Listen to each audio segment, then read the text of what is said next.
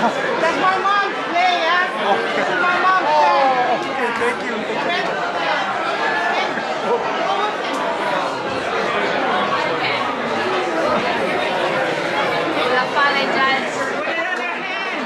I'll put this on my head first.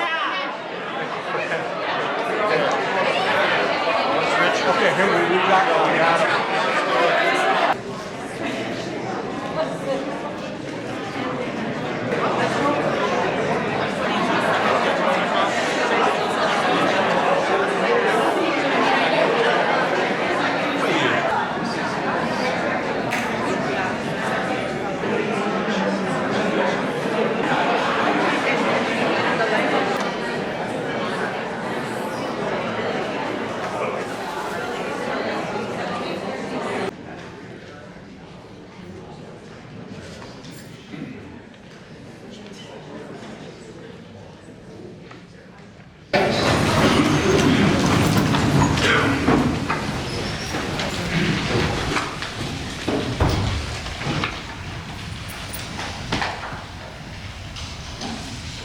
Ahea oko e ko ka aha, e noho kui kawa ana ke a aha o kolokolo ki ike hanohano o ka moko aina o Hawaii.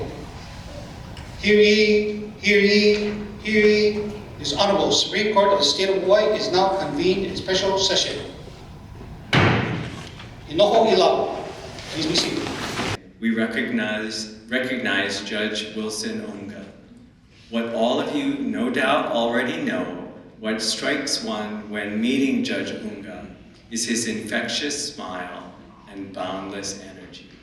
That is what struck me when I first met him at the HSBA interview. Up to this point, Judge Unga has spent his legal career as a deputy prosecuting attorney here in Honolulu.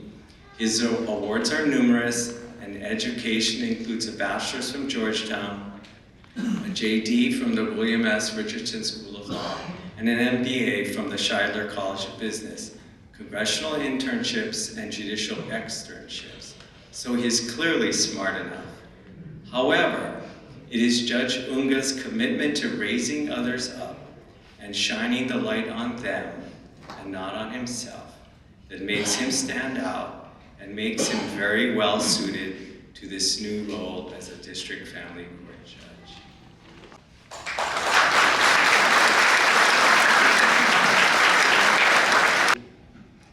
And we had taken a recess, and just after the jurors exited, Wilson said, "Peace." Yes, peace. One of the jurors gave me like this thumbs up. He was trying to tell me like I got his vote or something. We go talk to the judge. So we went to go talk to the judge. We called the juror in, and the juror said, No. I was telling the prosecutor he had a really nice suit. And the defense attorney has a really nice bow tie.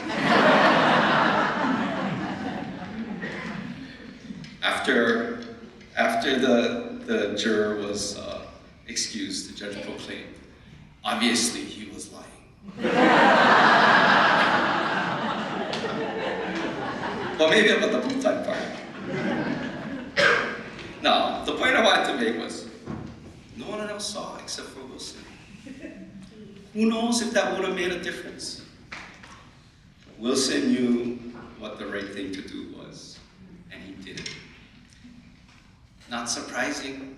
I'm imagining in the early 90s, especially in Kokuku, Olaie, parents were telling their sons, why can be more like the Unga boy?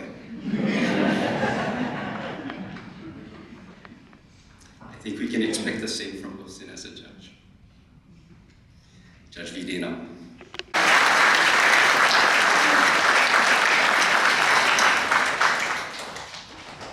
All right, thank you, Judge Zane.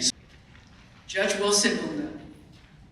Judge Unga, a veteran prosecutor, at his Senate confirmation hearing, said something that deeply moved me and others. It went something like this. He said, I am not a self-made man. I am here because of my family and my community who are sitting behind me.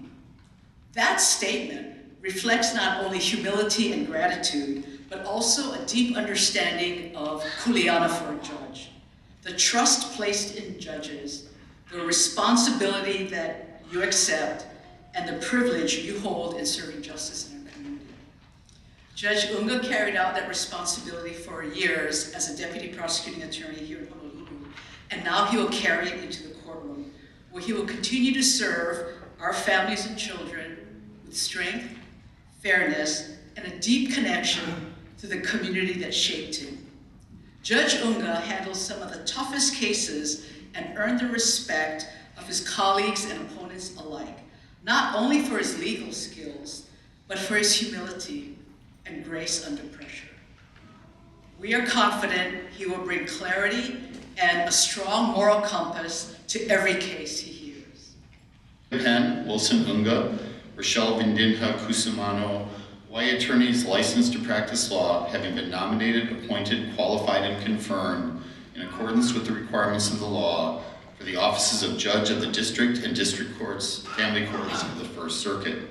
In witness thereof, these commissions are published so that all may know that Maria Penn, Wilson Unga, and Rochelle Vindinha Kusumano are duly authorized to have and hold said offices and to exercise their powers and privileges for the term provided by law, which is 6 years. All right, so now I'm going to administer the first oath of office. And next, I'll administer the oath of office to Wilson Unga, and assisting him with putting on his robe will be his wife, Sunny. Judge Unga.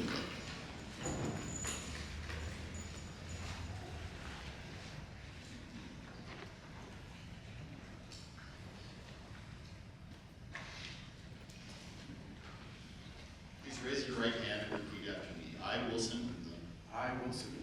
do solemnly swear Solemnly swear that I will support and defend that I will support and defend the Constitution of the United States the Constitution of the United States and the Constitution of the State of Hawaii, the Constitution of the State of Hawaii, and that I will faithfully discharge my duties and that I will faithfully discharge my duties as Judge of the District Family Court of the First Circuit as Judge of the District Court of the District Family Court of the First Circuit of the State of Hawaii of the State of Hawaii to the best of my ability. to the best of my ability. Congratulations.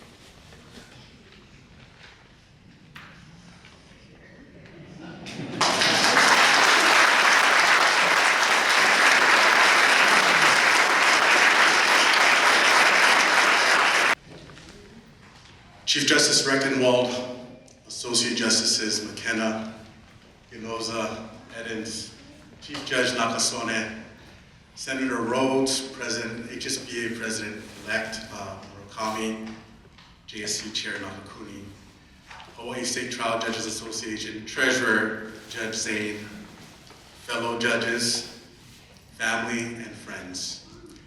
Good afternoon and aloha. I am deeply humbled to be standing before you. 2 months ago, Judge Medina and I were sworn in, and it was a quiet, informal swearing-in so that we could begin sitting. And I had looked forward to today because I knew that everyone would be present and I could have an opportunity to express my gratitude and to give credit where credit is due. As has been mentioned in some of the speeches, I am a product of It Takes a Village to Raise a Child. My village is present with me today. I am a product of many villages, and they are scattered throughout the courtroom. They are appearing, they're here watching on YouTube, they're in the overflow. And I just want you to all know that each of you have had an influence, each of you have had an impact in my life that has propelled me forward to this point. And so, while on the title of the program it might say the swearing in of Judge so-and-so and Judge so, I hope you know that today is your swearing in. The robe that I adorn today is your robe. In fact, the robe that I am currently wearing is Judge Uwale's robe.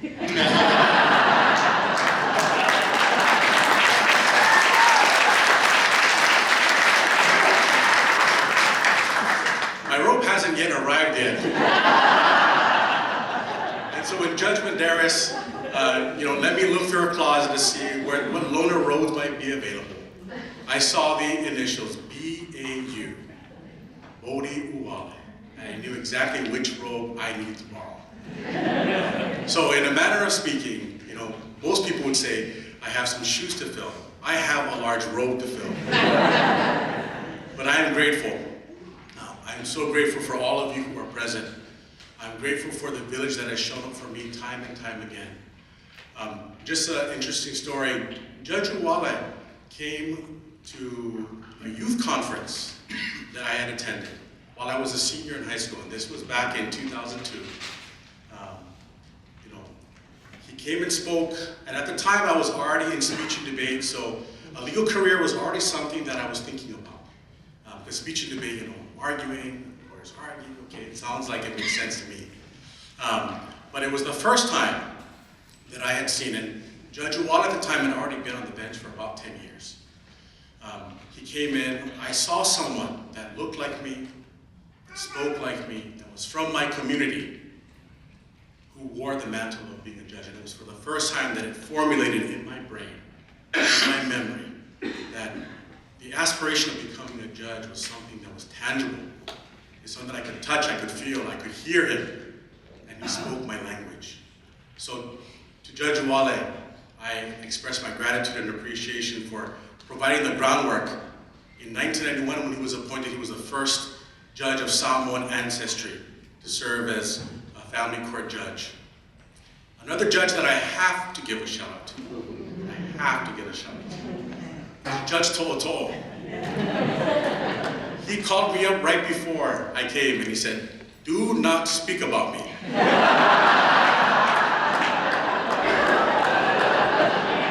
But how can I not speak about him? He's a larger-than-life character. And when I was in law school, I participated in the prosecution clinic. And just before he was about to leave the district court to become a circuit court judge in the fall of 2010, he was appointed in the fall of 2010 to the circuit court. He happened to be the judge that I appeared in front of in courtroom 4A. I think it was like a stop sign violation that I was prosecuting as a law school student.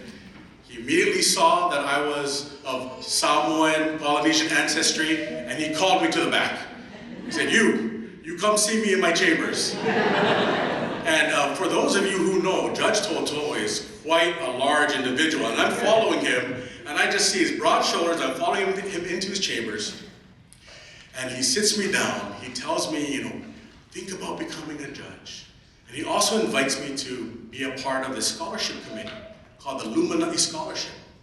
It just so happens that I was the inaugural recipient of that scholarship in 2002, shortly after hearing Judge Uwale's address at this youth conference that I had attended. So he brings me in, and lo and behold, I find that Judge Uwale is also part of this committee. And so here I am, heavily influenced by these great judges. Judge To'oto'o in 2010, just after I appeared in front of him, became the first circuit court judge of Samoan ancestry to take the bench. I would be remiss if I also didn't highlight former Mayor Mufi Hanneman. I first met Mufi Hanneman in 2002 as he might have been canvassing around the shopping center. We met, and he presented me with the Lumana'i Scholarship. I mean, you can't make this up, how all of us are all connected in the South Point community. He presented me with that scholarship, and he remembered our encounter at Laie Shopping Center. Fast forward all the way to 2019, I became a Pacific Century Fellow, and he took me under his wings. And I just couldn't be more grateful to how these men have been able to help shape the person that I've become today. You know, in the concrete jungle of Honolulu, a Samoan needs help navigating the byways and highways of this place.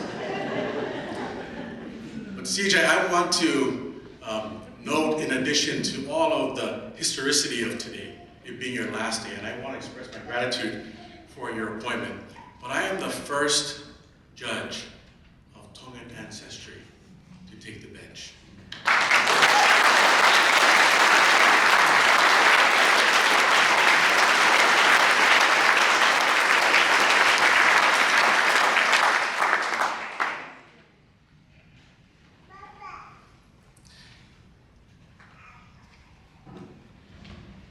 This vision and this dream, this journey that I've been a part of, started way before I was born.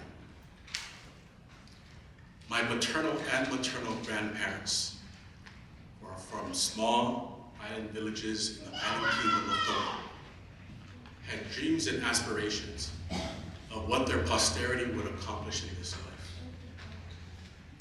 In the small island village of Ha'ano resided my maternal grandparents.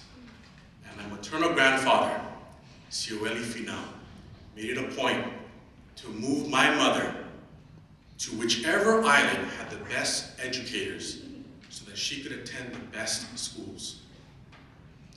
My paternal grandfather, who hails from the island village of Ha'alafuli, the small island group of Oahu, did the same. Moved his family from Ha'alafuli to Pago Pago in American Samoa, and then to the North Shore in Ku'u'ulaie. I am eternally grateful to the blood, sweat, and tears and sacrifices that they made on my behalf, with the vision that their children would have greater educational opportunities. They were farmers, and so in my mind, I have this narrative of the type of people that they were. I like to characterize them as the greatest legal experts in my family's lineage. They were farmers, and they knew the law of the harvest. They knew that they wanted to sow seeds in the field of education to provide the best opportunities for their children. I am grateful that my parents carried on that legacy. In my household growing up, my mom would always say, doesn't matter what it is, doesn't matter what the cost, if it's for education, we're all for it. And they always made anything that I could dream of possible. During the my junior year's summer, the summer right before my senior year, they sent me off to study abroad at Cambridge University. I applied, I got into this exchange program, and the cost was exorbitant. But my mom said, don't worry, we got you.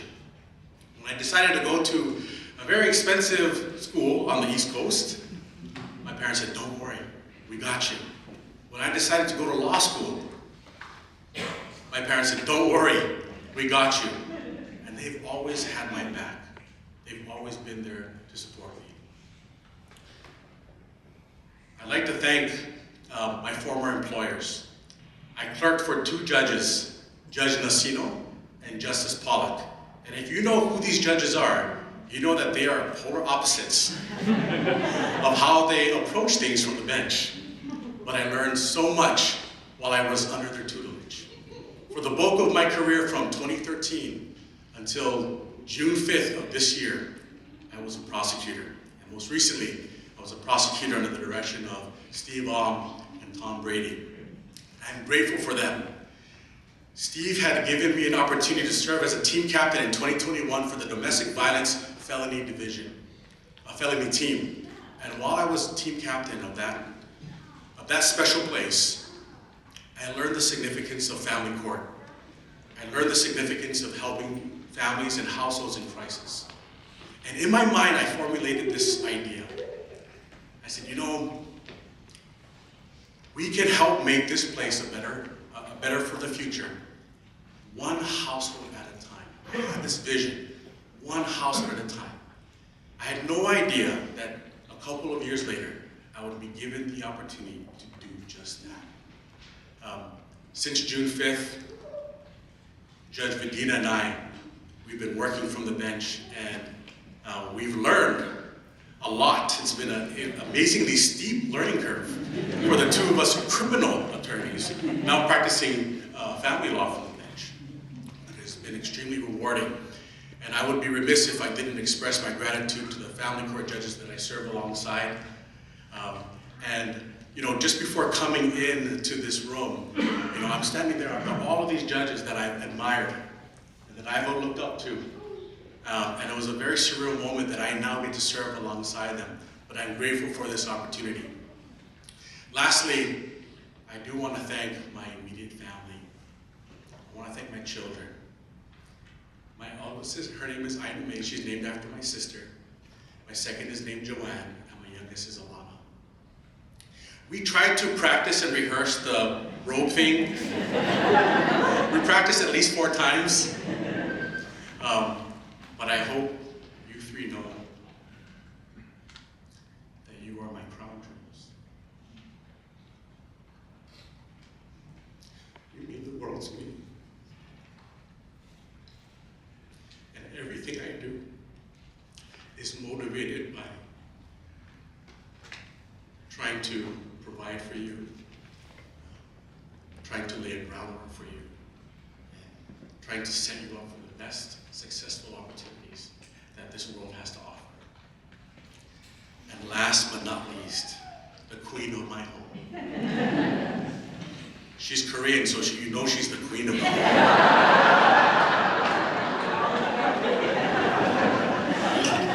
My children have Polynesian appetites, but they have kimchi in their veins.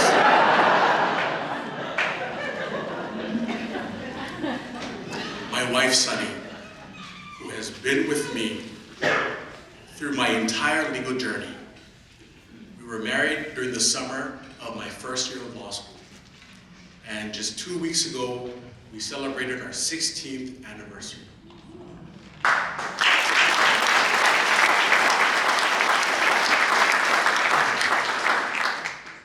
She is God's tenderest mercy to me.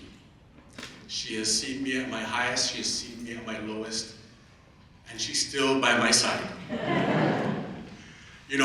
As a judge, as an attorney, we're always trying to put our best foot forward. And she's seen the foot that I leave behind. And with her patience, with her compassion, with all of the sacrifices that she has made for me, all of this is possible.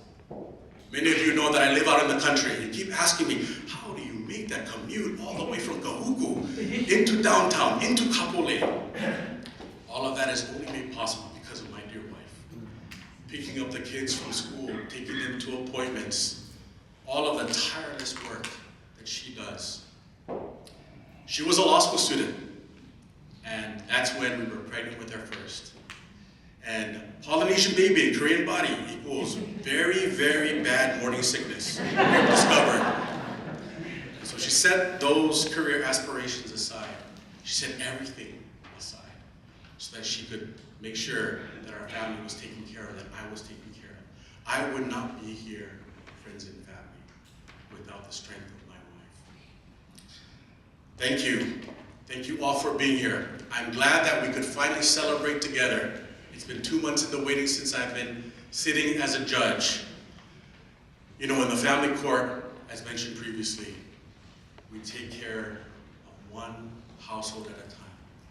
It's my firm belief that one household of a time creates better communities, we create a better state, and I strongly believe that we can create world peace, even if we can only feel it within our reach. One household at a time, and I'm grateful that I have the opportunity of sitting as a family court judge to have that type of impact. Whenever I have people come in, I think they get surprised when they see somebody like me sitting on the bench, and when they hear somebody like me talking from the bench, speaking as I do, and feel this blessing that I have to help people navigate through a very vulnerable time, a very vulnerable place and space that they're in. And I consider it an absolute sacred privilege and honor to do so. So thank you to all of you for your support. Thank you to my fellow judges for the examples that you've led for me in my many appearances before all of you. And thank you again, CJ, for the appointment and for the support. Mahalo, maloa pito, whawhetai tele lava, and thank you.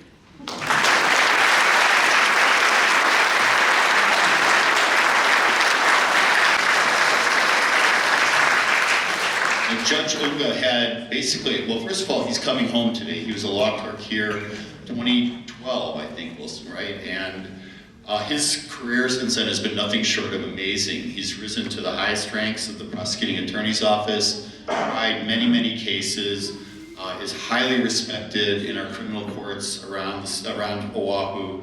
But you know, what really stands out for him, and he talked about it at length today, is his commitment to the community. How much he cares, how much he understands on a human level what people are going through and what it means for somebody in his position to give back, to serve in his example, to encourage people, whether it's students, adults, whoever it might be, and I'm confident he's going to fulfill that role. So Wilson, I'm so glad that you're part of our team. Thank you for joining us today. Let's all go have a good celebration downstairs. Congratulations, and thank you all for being here. The special session of this Honorable Supreme Court of the State of Hawaii is now adjourned.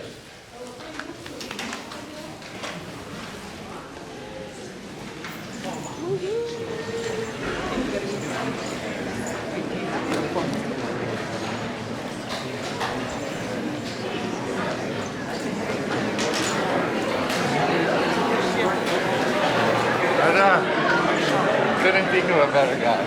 Awesome. I think it's just to get your leg one enjoy the fun.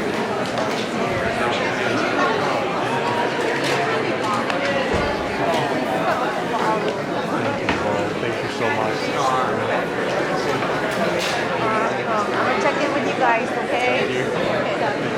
So proud. Thank you, President. How you doing? Everything all right? Nice to see you.